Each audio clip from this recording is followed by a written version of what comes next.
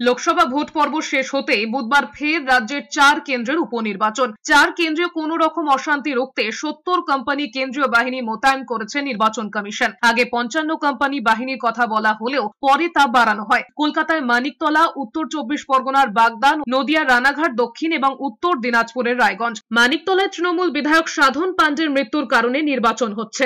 রায়গঞ্জে বিজেপির টিকিটে 2021-এর বিধানসভা নির্বাচনে জয়ী হবার পরে তৃণমূলে যোগ দেন কৃষ্ণ কল্যাণী। লোকসভা ভোটে রায়গঞ্জে পরাজিত হন তিনি। বাগদা আর রানাঘাট দক্ষিণ বিধানসভাতেও বিজেপির টিকিটে 2021-এর নির্বাচনে জয়ী হয়ে তৃণমূলে যোগ দিয়ে এবারের লোকসভা ভোটে তৃণমূলের হয়ে নির্বাচনে লড়েছিলেন বিশ্বজিৎ দাস এবং মুকুটমণি অধিকারী। রায়গঞ্জ, রানাঘাট দক্ষিণ এবং মানিকতলা তৃণমূল, বিজেপি, বাম কংগ্রেস জোটের মধ্যে ত্রিমুখী লড়াই হচ্ছে। অন্যদিকে বাগদায় বাম কংগ্রেস জোটের জট তৈরি হয়েছে। ফরওয়ার্ড ব্লক ও কংগ্রেস আলাদাভাবে প্রার্থী দেওয়ায় চতুর্মুখী লড়াই হচ্ছে বাগদায়। 4 কেন্দ্রের উপনির্বাচনে 70 কোম্পানি কেন্দ্রীয় বাহিনী মোতায়েন থাকছে।